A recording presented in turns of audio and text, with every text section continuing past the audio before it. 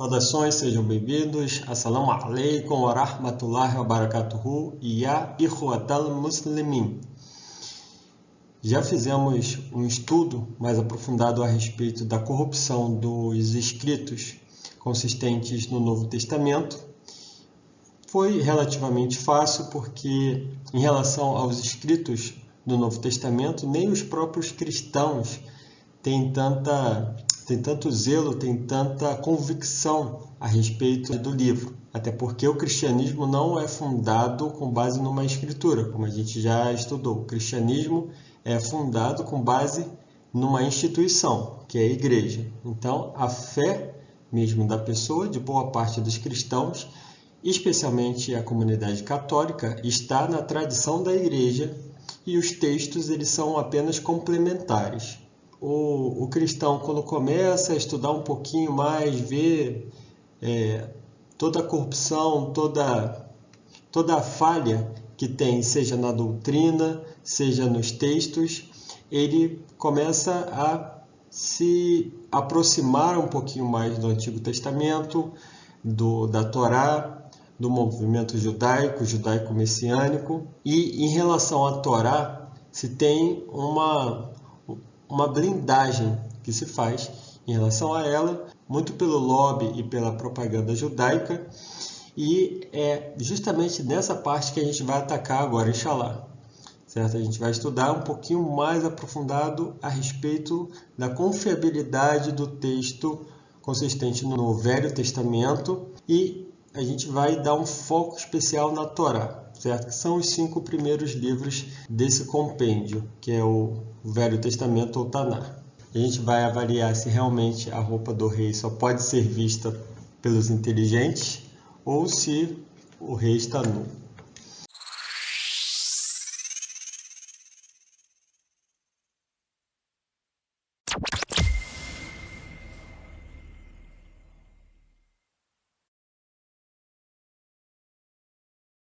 Então aqui é um apanhado geral do que vem a ser o Antigo Testamento ou Taná judaico. Ele é composto, de forma geral, de 3 partes, 3 blocos. O primeiro bloco é a Torá, ou Pentateuco, que é composto por 5 livros. O segundo bloco são os profetas e o terceiro bloco são os escritos. É daí que vem o nome Taná, de Torá, Neviim e Ketuvim. A Torá é composta, como eu disse, por 5 livros, Gênesis ou Bereshit, em hebraico, que contém a história da criação de todas as coisas e dos primeiros profetas.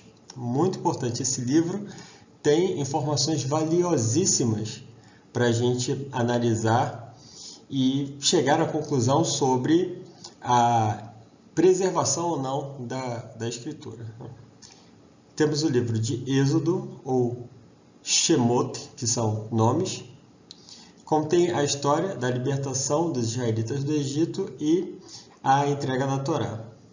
Levítico, ou Vaikra, em hebraico, contém detalhes sobre o sistema sacrificial e o calendário litúrgico. Aqui o Levítico, né, foi dado o nome em referência a tribo de Levi, e Vaikra em hebraico já não tem nada a ver com Levítico, é Ishamol. Como tradição, no judaísmo se coloca como nome do livro uma das palavras constantes no primeiro versículo. Então, Vaikra, Ishamol seria um nome em hebraico e Levítico o nome que a gente adota aqui em português. Números ou Bamidbar, aqui também já tem uma diferença bastante expressiva sobre o significado dos nomes em hebraico e em português. Então, números tem a ver com a contagem do povo, das tribos, e Bamidbar, quer dizer, em hebraico, quer dizer no deserto. Então, nesse livro contém diversas instruções acerca do censo do povo, a punição da primeira geração e a preparação da segunda geração para invadir Canaã. Só contextualizando, aqui o povo já tinha saído do Egito, estava no deserto. A primeira geração teve medo dos habitantes ali de Canaã receou entrar naquela terra, então aquela geração foi punida por esse medo, de forma que só a outra geração teve a autorização para entrar, isso supostamente, né? A gente depois vai analisar se essa narrativa se coaduna com a revelação do Alcorão e por aí vai. Inshallah, a gente vai ver isso mais para frente. Então, o último livro da Torá, Deuteronômio, que em hebraico seria Dvarim. Dvarim são palavras ou coisas, o plural de Dabar. Então, seria a revisão de algumas leis e a preparação dos israelitas para a invasão de Canaã. Então, além da Torá, tem os profetas e os escritos, Salmos, Provérbios, Jó, Cânticos dos Cânticos, Ruth e por aí vai. Vamos nos atentar especificamente na Torá, certo? Que é a parte mais importante desse conjunto de livros chamado Velho Testamento, Antigo Testamento ou Taná. Então, o que é Torá? Ou o que é o Pentateuco? Existem duas Torot. Torot seria o plural de Torá em hebraico, né? Existem duas Torot reveladas a Moisés, a Lei Salã. A Torá escrita e a Torá oral, que serve para explicar e complementar a Torá escrita. Esse é um conceito judaico, que quando Deus Altíssimo revelou a Torá, revelou em, digamos, dois blocos. Uma parte deveria ser escrita e outra parte deveria ser passada apenas oralmente. Qual é o objetivo dessa transmissão oral? Para criar um vínculo entre uma geração e outra, entre o aluno e o mestre, certo? Então, essa parte mais explicativa, de mais detalhes, deveria ser passada apenas oralmente.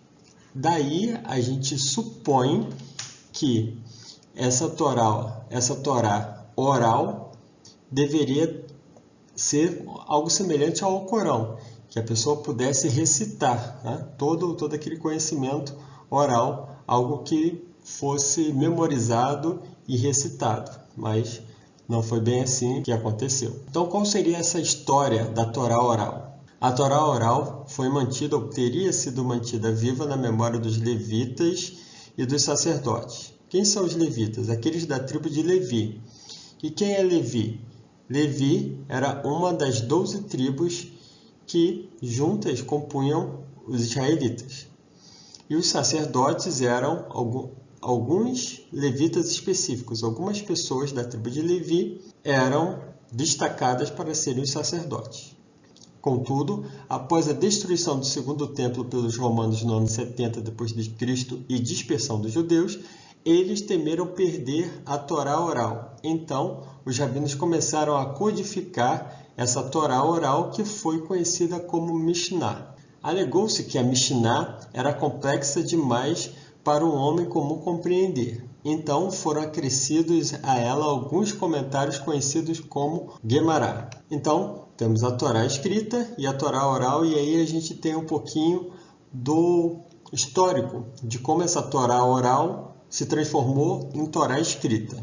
E quando que isso aconteceu, né? Qual é esse contexto no qual a Torá, tanto escrita como oral, foi codificada e preservada? Em relação à Torá escrita, temos que a codificação da Torá escrita não ocorreu até 8 séculos depois de Musa Moisés alaihi salam, por Esdras, por volta de 500 a.C.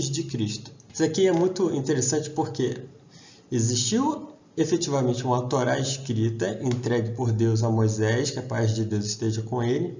Só que essa Torá escrita, infelizmente, ela foi perdida ao longo dos séculos. Então houve a dispersão do povo israelita, eles ficaram cativos em outras terras e, digamos assim, a restauração dessa Torá, quando eles se reuniram novamente para recuperar essa Torá escrita que havia sido perdida, isso ocorreu 8 séculos depois mesmo de Moisés alaihi salam. A Mishnah e a Guemará juntas compõem o Talmud, cuja codificação foi realizada entre os séculos 3 e 5 depois de Cristo. Então, quais são os documentos que temos a respeito da Torá escrita. Os manuscritos do Mar Morto, encontrados entre 1940 e 1950, nas cavernas de Qumran, no Mar Morto. Então, esses manuscritos do Mar Morto, eles teriam sido escritos por volta do século II a.C. pelos judeus essênios e foram encontrados por volta de 1940 e 1950. Esse registro da Torá escrita data do século II a.C. Além desse, temos os textos massoréticos datados do século VI depois de Cristo e o Pentateuco samaritano datado do século IV a II a.C. Portanto, os registros mais antigos da Torá escrita entregue a Moisés aleyhissalam datam do século II a.C., sendo que o profeta ele viveu por volta de 1300 a.C. Portanto, a lacuna, o espaço deixado em branco entre a entrega da Torá, né, e o registro mais antigo que temos dela, datam em média de 800 anos de diferença. Isso é tempo mais que suficiente para ocorrer todo tipo de falsificação, ainda mais porque não se tem um registro de por quais mãos essa Torá passou e quais foram os procedimentos adotados para que o conteúdo dela não fosse violado. Só para a gente ter uma pequena noção, o Estado brasileiro data de pouco mais de 500 anos. Veja o tanto de coisa que aconteceu nesses últimos 500 anos nessas terras aqui brasileiras. Só para a gente ter uma ideia o que pode acontecer em 800 anos com um texto. E quais serão os critérios que a gente vai usar para se constatar a respeito da integridade do texto sagrado? Então, um critério é a cadeia de transmissão, que é justamente a gente ter aquele registro de por quais mãos esse texto passou, quais foram os critérios usados para se preservar de forma inquestionável a integridade desse texto ao longo dos séculos. Em relação à Torá escrita e também da Torá oral, a gente já viu que a gente não tem essa cadeia de transmissão. Isso quer dizer por si só que o texto foi corrompido? Não. Isso quer dizer que a gente não tem prova que ele não tenha sido corrompido. Mas isso por si só não é uma prova que ele tenha sido corrompido. A gente precisa analisar outros fatores. E quais serão eles? Então, vamos partir de um elemento lógico. O texto sagrado ele tem que estar totalmente alinhado com uma lógica. Ele não tem que ter paradoxos nele. Não pode ter coisas que contrariem do correto pensar. O que é uma lógica? A lógica são aquelas ferramentas que a gente usa para orientar o nosso pensamento de forma correta. E quais são os princípios da lógica que a gente vai usar como parâmetros para analisar o texto? O princípio da identidade, da não contradição e do terceiro excluído. Depois a gente vai ver isso com mais profundidade, inshallah. E um outro critério é a consistência. O texto tem que ser consistente. Tem que estar de acordo com as evidências empíricas e com a natureza humana.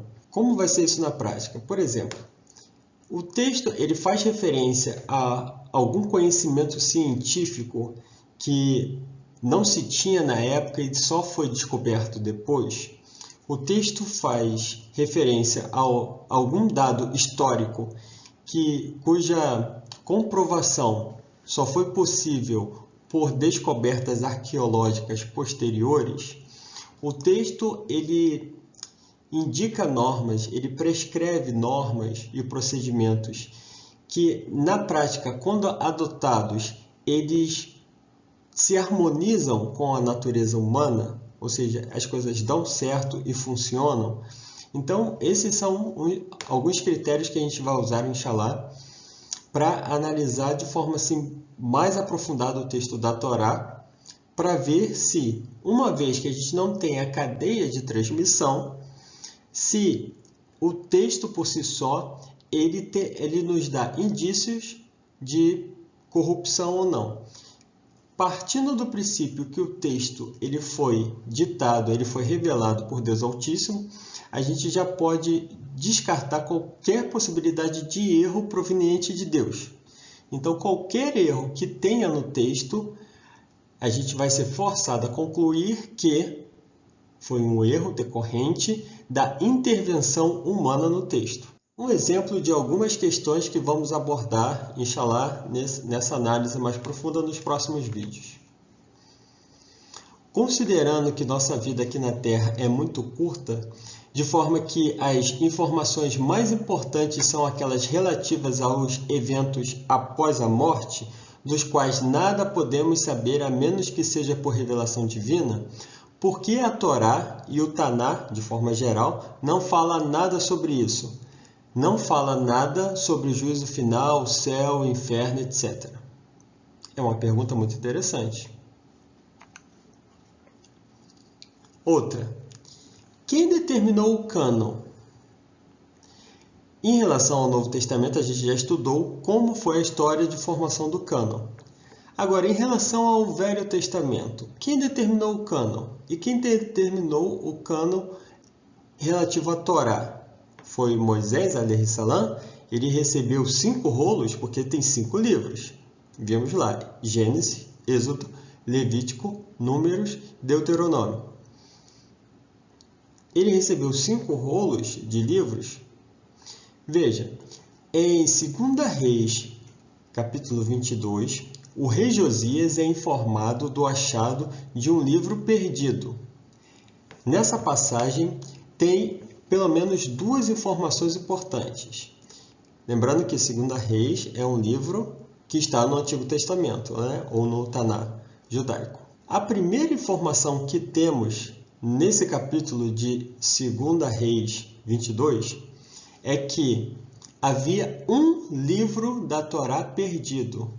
Já naquela época, essa informação é muito grave, muito importante, e se algo semelhante a isso tivesse no Sagrado Alcorão, ninguém ia deixar passar desapercebido, né? Imagina se na época mesmo dos primeiros sahabas, logo após o profeta sallallahu alaihi wasallam, tivessem perdido o rolo do Alcorão.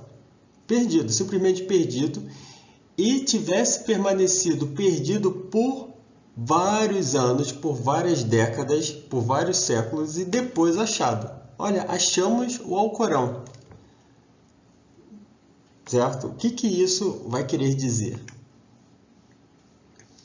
Uma outra informação que temos nesse capítulo 22 de 2 Reis é que fala do achado do livro da Torá e não de um dos livros da Torá ou os livros da Torá.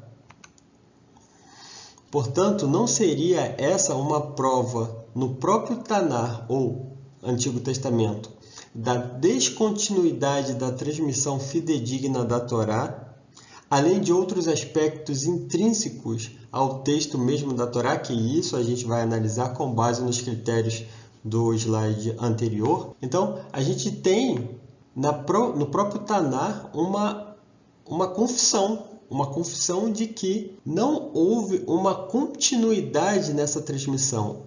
Então é isso, muito obrigado, até a próxima, inshallah.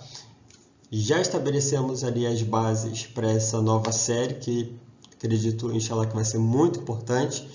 A gente vai mexer numa parte muito importante, que é muito necessário a gente fazer esse estudo mais aprofundado, apresentar perguntas, teses.